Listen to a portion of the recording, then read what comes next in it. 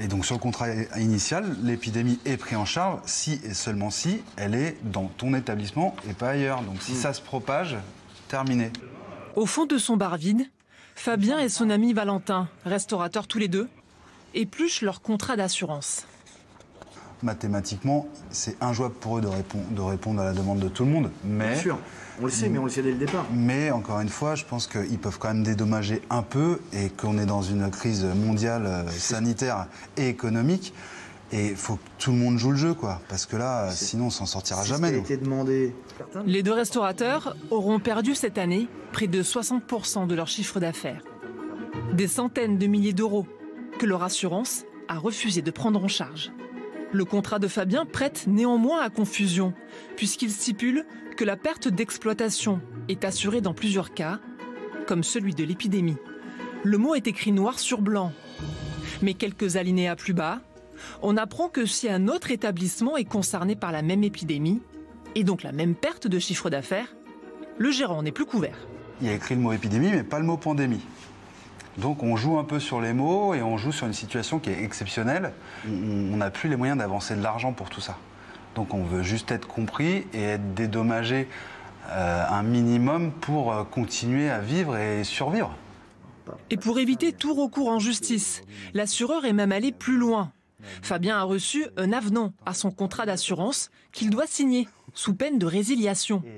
Sur celui-ci, le mot pandémie apparaît. Aujourd'hui, on voit arriver des avenants, parce que comme ils ont mal écrit leur contrat, ils ne comptent pas non plus assumer et assurer, et ben on vous fait un avenant en disant que, histoire que ce soit bien clair, pour annuler les erreurs, pour ceci, pour cela. Mais ça ferme les robinets, l'idée c'est de dire on ne paiera pas, quoi qu'il arrive. Tac.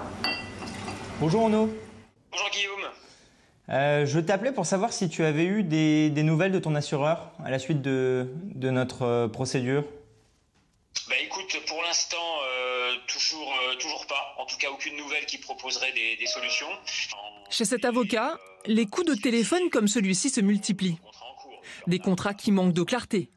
Des avenants que les clients refusent de signer.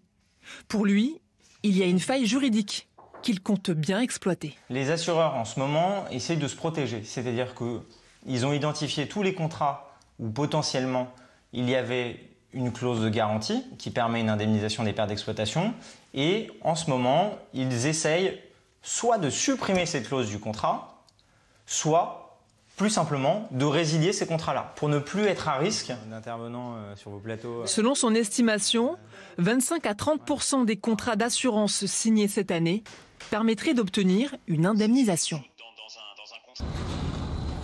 Bonsoir. Bonsoir. C'est pour votre cocktail chaud.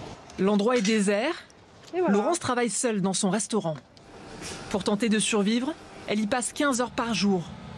Son assurance ne prend pas en charge ses pertes. Mais elle lui a versé 20 000 € d'indemnité. Un geste commercial qu'elle trouve malgré tout un peu dérisoire au regard des 200 000 € de pertes.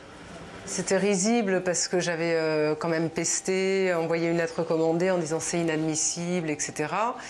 Et un jour je suis appelée et on me dit ah, c'est une merveilleuse nouvelle, on va vous octroyer 20 000 €.